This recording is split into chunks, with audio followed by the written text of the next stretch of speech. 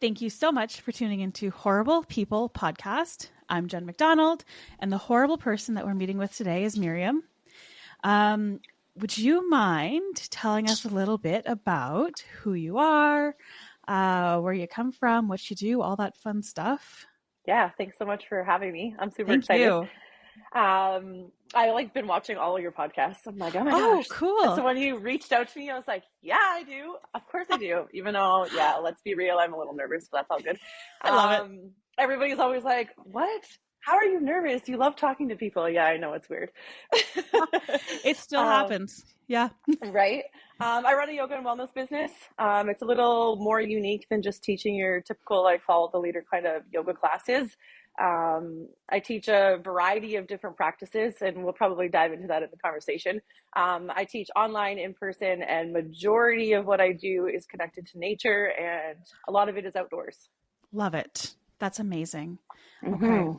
Well, speaking of the outdoors, the week that this releases is turkey season. Woohoo! So I know I'm so excited. I can't wait. I've just been waiting for this since like last turkey season. Legit, it's my favorite time of the year. It's Me like better than too. Christmas. Yes. I love like turkey hunting is my top favorite. Are you getting out next week or Yeah, April 25th, I'll be out there first thing in the awesome? morning early. I should probably like start waking up a little bit earlier and like training my body again for 3:30 Getting wake ready up for calls. that? Yeah, that's true. That's the rough part. Oh, that's really exciting. Awesome. Um, so what got you into hunting? Did you always hunt? Were you always into hunting and foraging? No, actually, this is my seventh year. Oh, cool. Turkey hunting got me into hunting. So, Oh, wow. over 7 years ago, my partner at the time, like he was like really heavily into hunting. Okay. My stepdad and like family and stuff had always hunted, and I was scared of guns. Um, Okay. and I just never, I don't know why. Like, there's no reason why I should have been. And I just was like, no, I'm never going to hunt with a gun. I'm going to like learn bow hunting. And my brother was really into bow hunting, and like he traveled Canada and did archery and Oh, was like cool. really into that. And then fast forward, I met somebody that loved hunting, and he gun hunted a lot. Yes, he used the bow for some stuff, but not for everything. And then I just was like, he's like, you should just try it. Just like, let's just go shooting. I was like, okay. And then like one thing just led to another, and I was like, oh my god, this is like stress release, and like it's just Yeah. like being connected outside. And yeah, and he's like, let's try. So we started with grouse hunting, actually, grouse hunting and rabbit Fun. hunting in northern Ontario. I'm originally from Alberta, so Oh, I've okay. I kind of didn't know like that. moved all around the country, and I Yeah. landed on the Bruce Peninsula in Ontario. um, I have no family here. They're all out west. However, my partner at the time was like, we're going to get you into it. And I was like, okay. And I loved nature and I loved hiking. And so we just kind of went for like a bird walk, and we'd go for a rabbit walk. And then he was like, you know what? I think you would really love turkey hunting because it's very interactive. And I'm like very high energy and super hyper and like squirrel. And I was like, I don't think I could ever sit still enough for deer. It's hard. Well, fun fact, this past year was my fifth deer hunt. And I just harvested my first deer this That's past so exciting. fall. Yeah. So turkey hunting's so fun though because it's interactive and you get to talk with them. Yes. You get to like, I mean, no matter what season you're hunting, you like get to be connected to nature, but there's like a different vibe in the spring to like wake up with the Yeah. forest. Yeah. Everything's like waking up for the year almost. Like Mm-hmm. you're seeing all of the new plants and everything come up, all of the new little baby animals. Like, yeah, the year's just like beginning basically. It's really cool That's to like kind of watch. like my new year. Like people always celebrate like Yeah. January as a new year, but really spring is like the beginning of a year for me. Yeah, I can see that. I mean, New Year, Hmm. the legitimate New Year is like in the middle of winter, so you just go from like Right? winter to more winter. So I can totally see that. I saw on your Instagram that you offer that you, I guess, showcase outdoor education. So, what kind Hmm. of outdoor education do you either teach or offer to your followers? Yeah, so I teach a number of different retreats throughout the year. Oh, Majority of them cool. are in the spring and the fall, mostly because those are my two times of the year, my favorite times of the year, where I get to like teach people about different plants and animals. And it's an abundant season in the spring and the fall. Summer and Mm-hmm. winter, not as much, for, to keep people's interest when, especially people that are like new to like learning about different plants, whether they're edible, medicinal, or utilitarian. Um, and then I most recently, I think I'm on my fourth year of leading some modules with the Great Ape Empire. I teach on a survival course. So I'm one of the female Cool. facilitators, and I guide mindfulness from a place of being connected to the outdoors. So anything along the lines of like breath work, guiding people how to like calm yourself down or energize yourself or warm yourself up or cool yourself down. So Oh, very cyclical in terms of what we're doing in the outdoors. that's so cool. Okay. Mm-hmm. Yeah, I had no idea about that. I think I saw maybe a picture or a post about like first aid maybe. Mm-hmm. But yeah, I didn't realize there was so much more to that. That's really interesting. Yeah, so the survival course that I kind of collaborate with, it's a partnership with a couple of different organizations, but it's definitely led and facilitated by a group of veterans. Oh, So cool. Canadian Force, yeah, so military folks that have brought their skill set, and they do this, and it's anywhere from weekend courses to module courses to 7 days and 10 days. Wow. So there's anything to do with, fire making, shelter making, filtration of water, like your basic survival, but then also there's a component of the medical side. So if you were, you're on a hike somewhere, or you're like going to look for like leaks, or you're going to look for some sort of plant medicine, and then you've been looking down the whole time and you're like, oh shit, I'm lost. What do Yeah. I do? And now like night falls, it's like, are you prepared?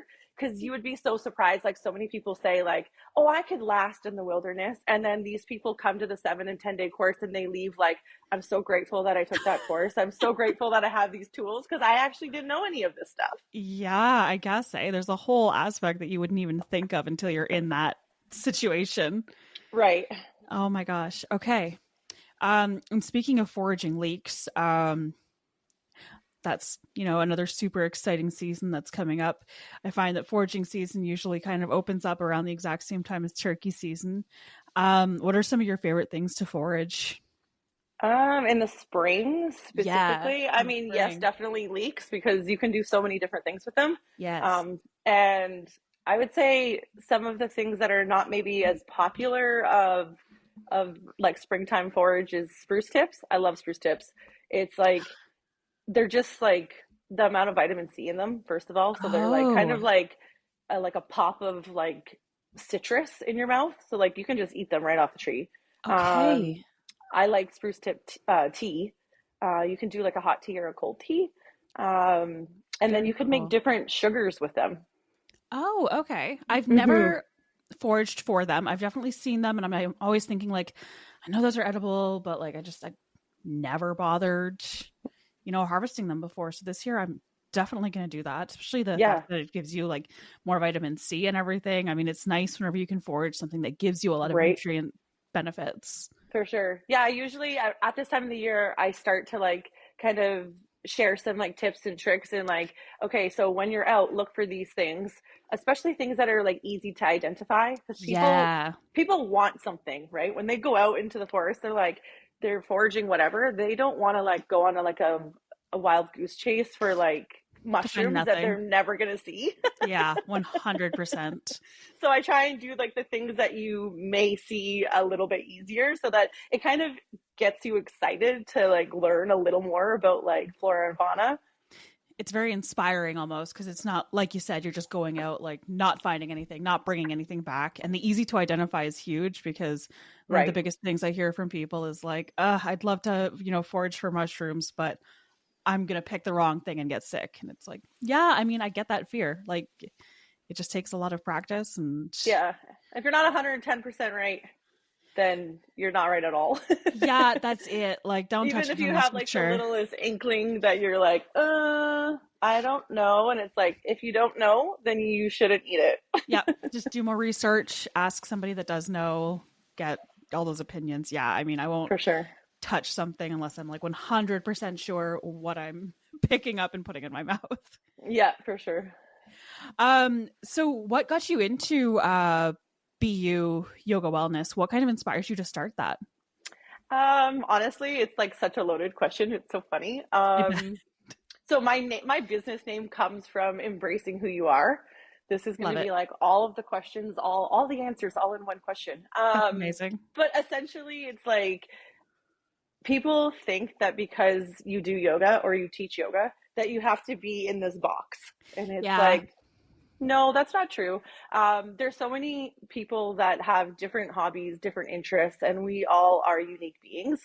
And so, literally, after a number of years working in municipal government, I kind of was just sitting on the couch and I'm just like, I'm so over working for somebody else's dream. Yep. And I'm like, I do all these things and I love all these things, and there's no reason why I can't do it for myself. And so obviously it doesn't come without like hiccups along the way. And I was just like thinking to myself, I'm like, you know what? We're all unique beings. And that's how my name of BU came about. And yoga Okay. and wellness to me is like, yes, it's a large umbrella, but it's more than just like, follow the leader and take a yoga class. It's more than going for a walk in nature. It's more than one specific thing. Like there's no two people on this planet that are the same. And when I first started, it was very hard to put myself out there. Even being an extroverted person and very social and like a social butterfly, everyone thought I was a horrible person because I would teach yoga and do yoga, but I also hunted. I would get Oh. death threats Oh my God. in my Instagram and Facebook messages, which still happens, usually Yes. around hunting season. I think we had a conversation about Always. this. That's how we connected. Yeah, for sure. I think I had shared like screenshots of some literal death threats I received on like a hunting picture. And it's like, and then my question always is, do you eat meat?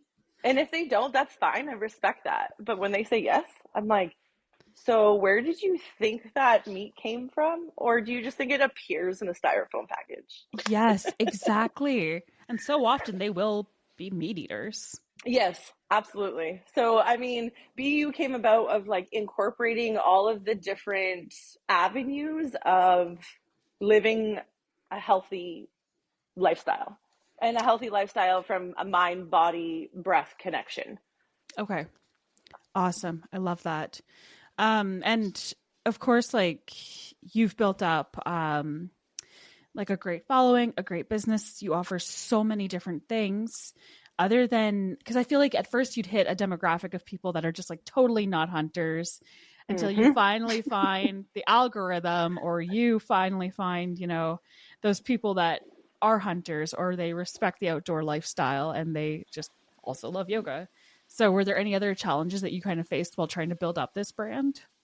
For the first, so I'm in my seventh year Oh wow, of awesome. of this business, and in the first 3 years, I was so scared to tell people that I hunted and was like loved to fish and loved to forage, and it was just like a very. I'm like, okay, I got to find a fine line. Like I like put myself out there. I was building my business, and I climbed it really quickly in the first couple of years with like the movement and breath aspect.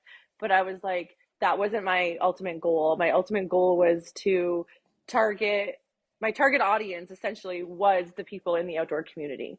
So Awesome. in my third year, I created an online series, which this is kind of where it launched me into the outdoor community. I felt a little more safe connecting to that audience more so than just people that were coming just for the movement and breath. And I launched a 4-week series online that was yoga for hunters. Oh, So cool. preparing for hunting season through physical movement and breath and meditation. Okay. That's Mm-hmm. awesome. And a lot of Mm-hmm. your work does emphasize breath work. So I'm sure there are ways you must teach how to, I guess, incorporate that into everyday life, how it helps with anxiety. Is that something you sort of teach your client base? Yeah, I mean, fun fact, at the age of 8, we stopped using our whole bodies to breathe. So the next time you see an 8-year-old, or under 8, I should say, watch how they breathe. They use their whole belly like a balloon, and they use their whole Oh, body to breathe in and breathe out. And at the age of, I believe it's like 8 1/4, is when you stop breathing like that. And what happens is we start to breathe from our collarbone and our chest, and we cut off this huge section that we need air to, and we just get what we need because, like, obviously we voluntarily breathe because that's how we're alive, but we don't get that intentional breath. So we're cutting off all of this space by not Okay. using our whole body to breathe. So just as simple, and it doesn't have to be fancy, just as simple as like directing breath, starting at the bottom of your belly button and using your whole body to breathe in and out. That's just something so simple that every person can do once they are made aware of it, right? Yeah, 100%. And I mean, that makes sense to me now because I'll do yoga at home just through YouTube videos. And they Mm-hmm. always say, like, take a good belly breath, take a good belly breath. And I'm just thinking, like, oh, it's just a deep breath. But yeah, Right? that's kind of like what we have to do. I That feel like people are honestly, so interesting to watch because like the human library is like the best library on this planet. And I just always watch beings because it's like I can learn so much from them, right? So like yeah. that's how I continuously learn through my teaching and through my practice because people teach me just as much as I teach them something. And it's so interesting to see how many people shallow breathe all day and then they wonder why they have headaches and they wonder why they have tension in their ribs and they wonder why like they get a like stitch in their side when they went running or they went walking too long and it's like how are you Oh, breathing? And when I say that to yeah. people are like, oh my gosh, I'm mind blown. I'm like, you have the tools. That's the problem with like society today is that we think we need to sign up to be guided to do something when all of it really is an internal guidance. It's like, Just let's just, back to the basics. right, fully. Amazing. Okay. Are there any misconceptions that you've come across when teaching, any of your types of yoga disciplines or breathing disciplines? Like, are people Oh boy. sometimes a lot? um, so number one, people think yoga is only for women. Yeah. Fun fact, I probably have more men as clients than women, Oh, cool. which is super cool. And it's honestly because I teach from a standpoint that everybody can do yoga. Yeah. I will admit I am the most inflexible yoga teacher you will ever meet in your entire life. Really? I have a lot Okay. of invisible injuries just over the years of playing competitive sports. Mm. And people think that like you have to be able to do the splits or stand on your head or do a handstand. All of those things are great and there's no judgment for that at all. If that's what you're doing yoga for, then that's totally cool. But lots of people think that yoga is one thing when it's Yeah. actually just a way of life. Okay. That makes sense. Because I mean, I enjoy yoga because I feel better after I do yoga. Mm-hmm. Like my body feels better, my mind feels better. But I always just think like it's just to get me more flexible. It's funny too, you saying that it gets you more flexible. That's another misconception is that like yoga is just a stretch. It's like, oh, you went stretching today? Yeah. I'm like, well, I actually breathed Did intentionally something. and was silent and still. Like, there's so many different styles. So I teach a few different styles, Yeah. and they're all very different. So I teach a flow practice on Monday evenings in studio, and that flow practice is more your typical yoga. And I say that with quotations because everyone's always expecting it to be like a workout Okay. and yoga is more of a work in my way of guiding and it's like yes it serves a purpose to move at a faster pace but also connecting breath to movement is what my flow practice is all about and then yin in studio I don't teach it below 75 minutes because you're holding poses for like 3 to 5 minutes and in that Oh, practice you're accessing connective tissue you're going deeper than just muscles and you're supporting your okay. fascia that is supporting your muscles so if you taught a 60-minute class at the end you're going by like you're not doing that many poses and you're not giving yourself time to like sink into those poses Okay. and then restorative Awesome. yoga, which is a whole other ball game. It's the art of not doing. So, like a lot of the men that come to my restorative yoga classes, they call it nap yoga, sleep yoga, because they're like, "Oh, we're just going to take a long nap." But it's more meditative. It's more about Okay. mindfulness and staying present in the moment, but supporting your limbs. So there's no like stretching, there's no lengthening, there's no strengthening. You're literally completely supported by a number of different props that gives your body an opportunity to feel fully supported to just kind of like take a deep breath and let go for 90 minutes. Wow. Okay. That makes sense. I mean, that's just so healthy for the mind and then for the body. Right. And then one more other misconception that I find absolutely hilarious that ties into the connection of like hunting and nature is that people think if you do yoga or you teach yoga, you have to be a vegetarian. Oh, yeah. I have I'm like, seen that where? like in media so Yeah, much. They just present like people that do yoga as being these, vegan. I don't even want to say tree hugger because like I love nature, but I still hunt. right. 100%. And it's like, I get it. If that suits you and that is your diet, then I respect that. But I need meat.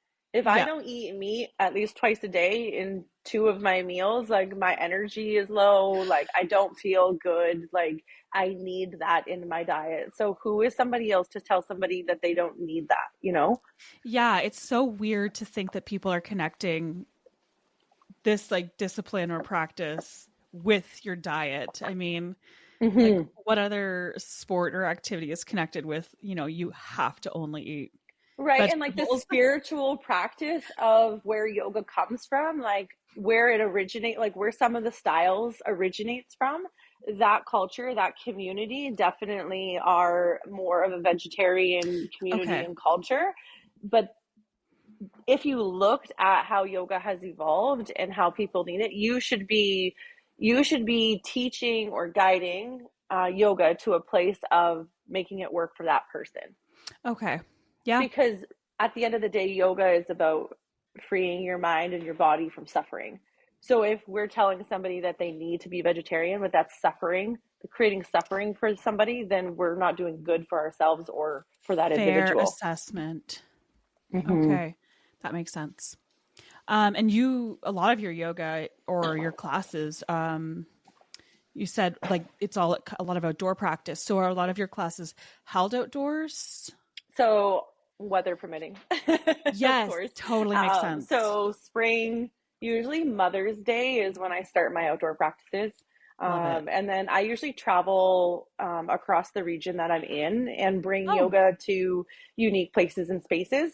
So, for example, I have a mini mindfulness retreat happening at a flower farm. It's a tulip farm in May for Mother's Day weekend. And beautiful. then during sunflower season, I usually teach in the sunflowers. And then usually during like pumpkin season, I'll teach at a pumpkin patch. Oh And I my God, I try love and it. curate it so that there's an experience of being connected to nature and also to our breath and our bodies. Very seasonal too, which is Hmm. very nice. It helps to get people out, get them excited. Do you see a lot of benefits to doing yoga outside, just yourself versus being inside? Oh, absolutely. I feel like you are able to calm that mind. Like our minds are designed to wander and to think, right? Like, and but there's some people like myself that have monkey brains that just like don't shut off. Yep, me too. And so just being outside, like having, the feeling of grass or ground versus Yeah. the space of a floor, and then looking up and seeing trees in the sky rather than looking at a ceiling. It's a very different vibe. And until you do it for an extended period of time, you don't necessarily notice the differences. Um, but Okay. yeah, it's way better. I'd way rather look at the sky and trees and nature than look at a ceiling fan. A wall or something. Totally agree. I mean, I'm a huge believer in like grounding and you're out there in your bare feet and all of that kind of stuff. And you can hear the birds and you can hear what's going on outside. So, yeah, I mean, without even knowing the science behind it, I can totally understand that doing it outside, being outside, so much better for you and probably so much easier to get better results than just doing it in your room kind of deal. Yeah, for sure. And especially we are so connected to devices and like technology these days. I just feel that we do so much online that it's just nice to be outside. Get outside. Yes, 100%. That's exactly it. Like, yeah, get away from the screens, get away from the blue light, get away from the constant distractions. Like, phone's always going off, emails are always coming in. Hmm. Totally. Could you tell us a little bit more about the survival courses? So I don't remember if you had said earlier how long you've been teaching those survival courses for. Hmm. I think I'm like, gotta jog my memory here. I think this will be year three. Okay. I think this will be year three. The next survival course is the May long weekend. Okay. Forgive me, I can't remember the dates off the top of my head. I don't Um, remember. but it's May long weekend. And I'm gonna be making a post here soon. I Oh, was just sweet. waiting for the collaborative efforts of the Great Ape Empire to launch that, and it's on their website. But I can link it in on my Instagram. Yeah, and I'll Um, share it in the description below because I know so many people are always so interested in those survival courses and foraging courses, and I constantly have mhm. people asking, like, where can I learn this stuff? Yeah, so we used to do 7 and 10 day courses, and then there was like a need and a request to do shorter courses for people that were coming from all different distances and like not being able to take off 10 days because we all have many hats that we wear in our lives. So we're doing a weekend course, so it's just the May long weekend, the Friday to the Monday, which is great. And then there'll be another course in the summer that is a Cool. longer course. Very nice. Okay. Yeah, I think people would be very, very interested in hearing about that.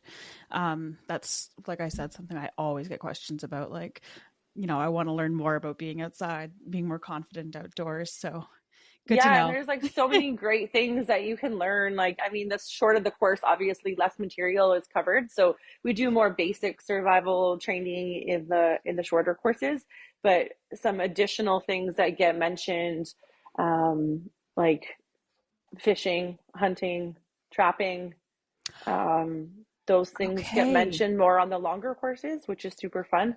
Cool. Wow. Yeah. So it goes into everything. Hmm. That's awesome. And in your day to day, what are some wellness practices that you have to incorporate every day yourself just to feel better and to keep that healthy lifestyle? Walking barefoot. Oh, sweet. I hate shoes. I hate socks. Fun fact, I actually have socks on, which is weird, but I So normally weird. don't like socks and I don't like shoes. But yeah, barefoot on the earth at least once a day is mandatory. Love it. Gratitude practice and writing. Writing is so important to me. It's kind of like Dear Diary, but like as an adult. So you just like, I just like dump, like not Offload. right. It's like someone has to hear it and not someone all the time. Sometimes it's my book that needs to hear it. Yeah. And just writing things out totally helps. I mean, they say, like, if you're upset at someone, just write everything out first. And Right? then you might have a different opinion as to whether you're going to actually approach them with this or not. Like, just Yeah. get it out of your system. And then movement. Some sort of movement every day is a non-negotiable for me. So Yeah. definitely, whether it's, I've been taking these interesting classes. People are calling them kangaroo classes, but they're actually Kangoo and they're like on like these Oh, bouncy shoes. oh, And cool. it's just Yeah. fun. It's different and it like kind of keeps my movement practices like spicy and like, I'm a squirrel, so I get distracted very easily and I'm like, I need to do something new. Different. Yeah. No, that sounds like fun. I have a couple of friends that have done those, and I'm like, oh my God, that looks so freaking cool. Like, It is so cool until you can't walk because you were like, oh my gosh, this is a lot of work. I'm like, everyone's like, but you teach yoga. Like, aren't you flexible? Aren't you like in shape? I'm like, this is cardio, folks. this is different. Yeah, totally. And what kind of advice do you have for somebody that wants to, you know, do what you're doing? Like, start their own wellness business. Especially like, I mean, for you targeting a specific niche is awesome because it's clearly a demographic that, needs that representation because it's all for the most part in people's minds vegans and whatnot, so at least it shows people like, yeah, I can get into this too. So do you have any advice for someone that wants to kind of start their own business like you have? Yeah, I mean, teaching yoga and running a yoga wellness business are very different. So, fun fact, I do teach yoga teachers. I Cool. run one 200-hour yoga teacher training. I operate a yoga teacher training school. It's the Amazing. the umbrella underneath my business for Yoga Alliance. So I do teach yoga teachers to become like, so the 200 hours is really like an introduction to teaching yoga. It's like your first step of, Wow. like getting your feet wet and getting into teaching yoga. And we go through like all of like yoga philosophy, anatomy, meditation, mindfulness, all of the physical practice, poses, and so on and so forth. So, I mean, first of all, it's like, what I always tell people when they're like, I want to be a yoga teacher, I'm like, why? Yeah. What's your why? What do you want to do? Like, why do you want to do this, right? Like, do you just want to lead classes because you love, you love your personal practice and you want to be able to share that? That's great. And then what kind of style of yoga do you want to teach? And then lots of people come to me and they're like, but I want to open up a yoga and wellness business. I'm like, that's a whole other can of worms. So there's Okay. lots that goes into, running a yoga wellness business. You can teach yoga classes and be an independent contractor and not have to ever open up a business. If you want to do more, master classes, workshops, you want to, do retreats, there's so many different things. So I always tell people, do your homework and ask yourself the question, why?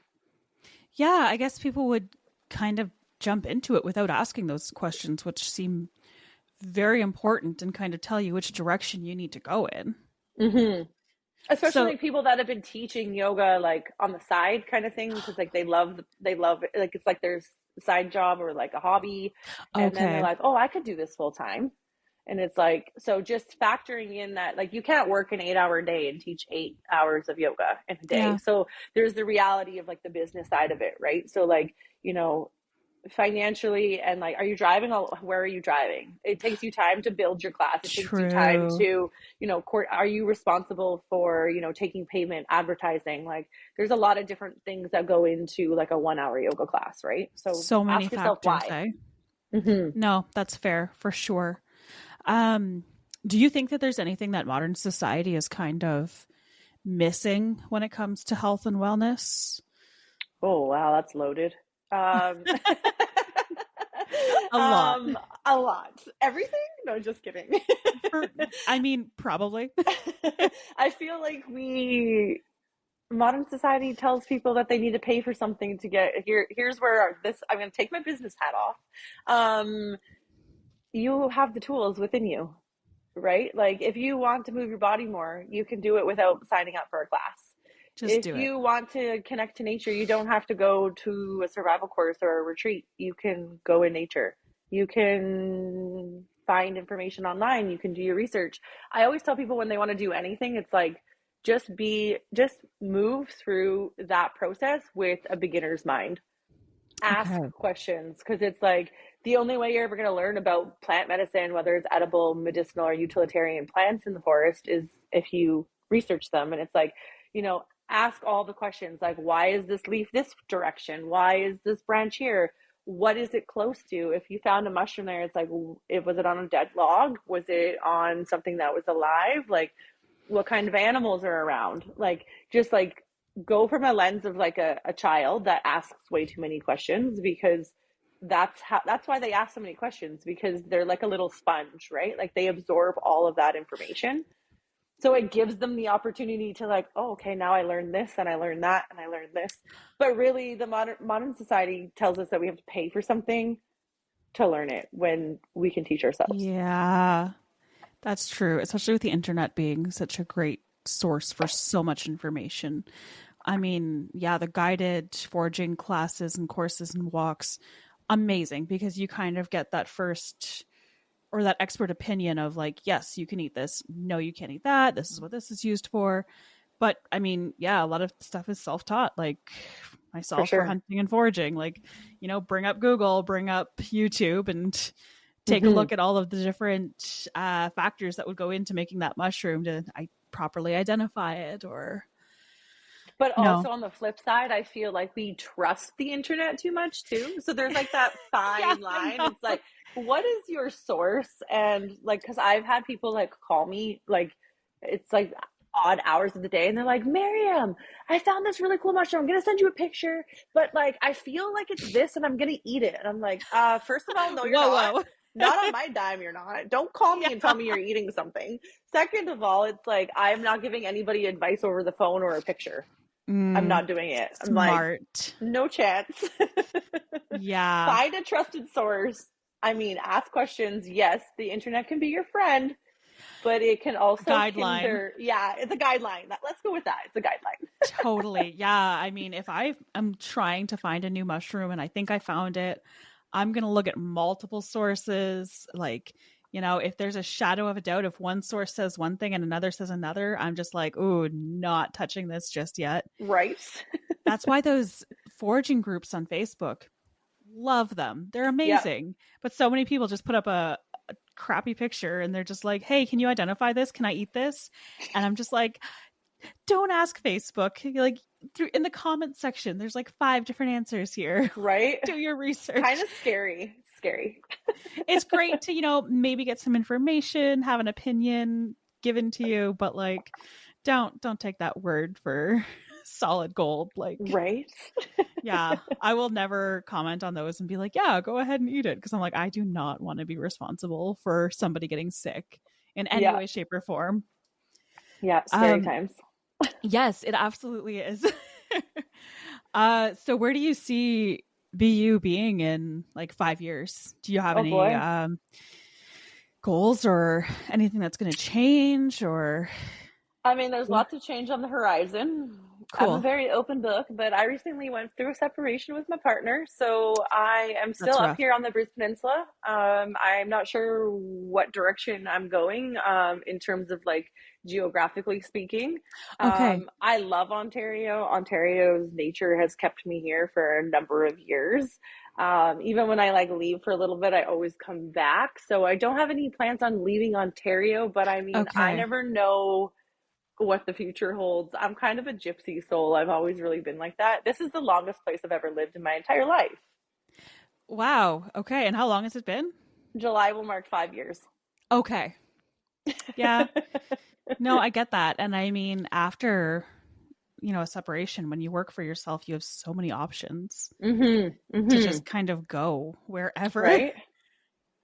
It's not like you're tied down to like a job or like a location that a job is or anything like that. So yeah.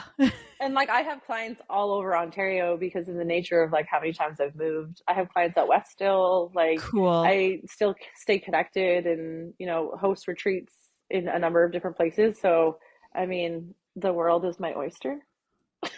So lots of change coming up. That's exciting though. And I mean, yeah, it keeps you like inspired and motivated for sure. Yeah. My life's not boring, that's for sure. That's good. That's amazing. Are you planning on doing any fishing now that, you know, the season's starting, the open water season is starting to open up? I always say I'm a hunter that likes to fish, but I also don't like putting my own bait on my hook. Okay. I'm like, I'll clean animals, but I don't like things that squirm and worms. Those I'm like, squirmy little guys. So it's actually really funny because I said, I'm like, I need to fish more this year because like I really pushed that aside because I was so determined to successfully harvest a deer. And I was like, I did everything in my power in the last fight. I'm like, oh my gosh, this is so hard. So I put like everything of like hunting and like outdoors into successfully harvesting my first deer. And I literally went out on the worst weather and I was like, this is going to be the day that all of this happens. And sure enough, I was right. It was. But I said to myself, I'm like, around like December after muzzleloader season, I was like, I'm going to do more fishing this year. Like I need to stop pushing it off because I used to do way more fishing when I was out west. Okay. And ever since I moved here, I don't really do that much just because the nature of like, I moved to a parcel of land that was forested. So I spent a lot of time and energy getting it prepared and, you know, clearly it paid off. Right. Like wildlife management and all that kind of stuff. So this year I have a couple fishing trips on the horizon. One of them, actually, I went to the OFAH Gala in Owen Sound in March, and I was a successful live auction bidder, which I've never, ever participated in a live auction before. So I got a fishing trip for half the amount of money for 4 days. So exciting. And I'm going in the first week of June. So I'm super excited. And it's like Gulgama area. Northern Ontario. So it's about a 7.5 hour drive from me. But it'll be a nice little adventure. And May long weekend, there's a fishing trip on the horizon. I'm trying to lock in some details, but that's like Temiskaming, like the Quebec side area. Oh, okay. So, yeah. Yeah. I'm Quebec's thinking got of going some there. good fishing. That's awesome. Is there a specific species you're targeting in June whenever you go on this trip? walleye. I mean, we call it walleye Delicious. where I'm from, but people call Same it here. pickerel. People call it pickerel here, and they're like, "Why do you call it walleye?" I'm like, I'm not American. I'm from Alberta, and that's what we Yeah. call it. I love that like pickerel walleye debate. Oh my God. Oh I my call it gosh. walleye. Everybody I know calls it walleye, but then you meet some people from a different area and they're like, that's not a walleye, that's a pickerel. Right? What Okay. region are Well, you from? I'm Eastern Ontario, so I'm really Okay. close to the Quebec border, about an hour east of Ottawa. Okay. Yeah, sweet. So yeah, I mean, for the most part, we all call it walleye, unless I, haven't met a few people around here that decide it's pickerel. But Yeah, I that's see those interesting because debates. everybody I know from that region, they call it pickerel too. So that's why I was like, what region are you Oh, from? weird. Okay, maybe I'm missing out on those people.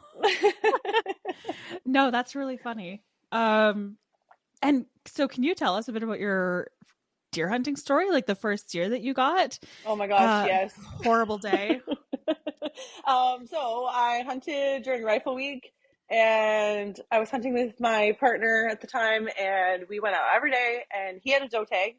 Okay. And he was like, we're not, he's like, we're not using that doe tag until like towards the end of the week, blah, blah, blah. Okay, fine. 7 deer walked out in front of us 3 days in a row. And Oh, he's like, it's not happening yet. No, not yet. Like we had a couple of bucks in the area, so we were like, wait on them. right. And then we went hunting. He did some bow hunting, and then I went out and we did. It was muzzleloader. It was I like December muzzleloader. 4th, and I don't have a muzzleloader gun. I borrowed a gun because I was Okay. like, I'm freaking determined to go out there. And I was like, this is going to be the day. It's like, no, I don't want to go. Anyways, 7 deer came out. One of them stood by herself. And I was like, it was freezing, Jenna. It was freezing. I was like Oh walking out my there. The snow was up to my God. knees. I'm 5'3". I'm very short. But like, I was Me walking out too. there and I'm like, what am I doing? This is stupid. I'm like cursing to myself. I'm like, this is going to be the day that it happens because it's so dark. It's so cold. I was once my toes and my fingers get cold. Oh, It's forget so, about it. I'm like 5 minutes before I took the shot. I was like, I'm done. I'm done. I'm not sitting here. Been there. And then I was like, you came out here, you have to hunt, da, da, da, da, da, all this stuff. I'm like, if I leave right now, everything is going to come back out. And we have the camera set up there too on the food plot. And I was like, Oh, okay, fine. And I'm like, screw it. I'm going to stay. And I was like, anyways, a bunch of deer walk out and I don't see them because I was so cold. My brain was like focused on like just trying to stay yeah. warm. And I'm like, I get a nudge and I look around and I'm like, oh shit. I was like, oh my gosh. So I'm like, okay, I got to sit up because I was like slouched just trying to stay warm, right? Yeah. Anyways, I get the crosshairs. Everything is like perfect, but I'm like, the deer starts to move a little bit and now there's like a tree branch and like I've never killed a deer before, okay? So like you can imagine like every little everything is just like I'm like breathe. Zipping through your Here's where my mind. breath work comes into play. I'm like take Yes. a deep breath, right? And so I'm like just waiting for the deer to like walk like inch just a little tiny bit more. And I took the shot and I was shaking. I was like, "Oh my god." Like did I get it? And I waited. And I waited well, everyone's like, "Wait longer." I'm like went for a It's walk. down. She didn't go more than 30 yards. Good shot. And Yeah, then, she was yeah, just I was done. like, and it was like perfect shot. And I was like so scared because I'm like, Oh I've my never shot. God. Like I've practiced shooting, but I'm like, I've never killed a deer before. Like Yeah. everything changes, right? You know, if you're sitting upright, if you're breathing properly, if you're shaking, I'm just like, oh my gosh. I was like, okay, like, anyways, it was so much fun. And it started to snow so heavy. And Oh I'm trying to no. drag this deer just to like the spot to open it. My partner goes and gets the four-wheeler and like we're trying to like and then the four-wheeler got stuck Of and it course. was like then a tree went down. It's actually I'm like of course this is gonna happen. I'm freezing still, by the way, because I'm still outside. It's like been an Yeah. hour of like all of the things, right? Like, but like I'm freezing, but I'm sweating because like my adrenaline is like controlling my whole being right now. Like, Which oh makes you my even gosh, colder. right? I'm like, oh my gosh. So it was the first time that, so my partner's like, you know, you killed this deer, so like you have to do all the work. I'm like, yeah, I know. Like, yeah, of course. I'm I'm like, going to. but like I'm gonna start doing things and you're gonna guide me because I don't want to do something wrong, right? Like I've done it before with him, like when he Yeah. successfully harvested and like just to learn, right? But I'm like, okay, this is the first time I'm doing all of this on my own, right? Jen, I started to throw up when I was clean. Oh When I was no. taking the guts out, I was like, oh my God, I can't. She's like, what's wrong with you? I'm like, I don't know. I don't know why I'm doing this. And it was like, I think because I was so cold and my adrenaline was so crazy. And I had sat, because that was the longest sit I've ever done. But I was like, Oh if you don't shit. Okay. sit, like, you're never going to see things. So I was like, I No. literally was like pretty much out there, like, from noon onwards. And it's like going on like Oh, 6 something now, right? that's And too like much. Yeah. sundown was like 5:08 or something. And so I'm just like, oh my gosh, this is so stressful. So like he helped me. Um, Thank but it God. was I was like, oh my gosh, I did feel bad because there was milk and I was like, oh my God. Oh, And he's like, well, the fawns should be weaning off. Like they shouldn't rely on mama anymore. But like I had like a little moment with the deer and I was like, oh my gosh, I took a mama. And like, and then I did more research and I asked more friends that like are in hunting that have had way more experience than me. And they're, you have nothing to worry about. And fun fact, the fawn that was, I'm assuming was her fawn, she is living her happy life because I see her on the cameras all the time. oh, awesome. So, Fine. yeah, I mean, a lot of the time, that's, I guess, why they open it up for does. Like, the fawn are fine to live on their own. It's Mm-hmm. just So a then quick wean. we ate the deer heart that night, and then I essentially partied all night because I was like, oh my gosh, it finally paid Oh, off. Like sitting out there, I was like, such a high. everybody in the community came over, and like we had some Love it. celebratory drinks, and like everyone was like, I live in a small town, so everybody knows everything in a matter of Yeah. seconds. They're like, Mariam got her first deer.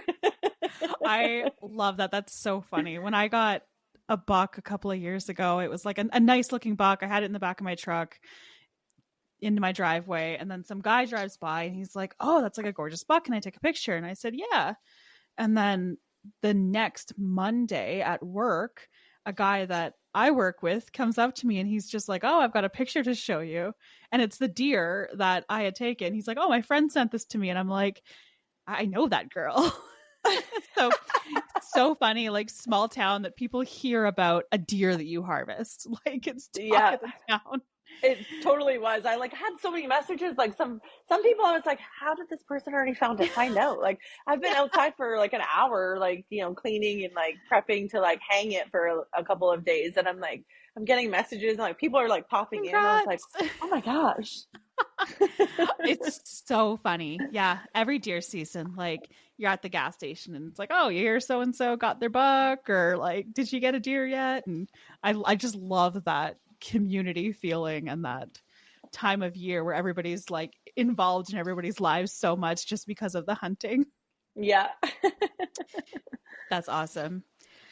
Okay, well, we are, coming up to our closing marks. So I'm going to link all of your information in the show notes, but where can people find you online, on social media?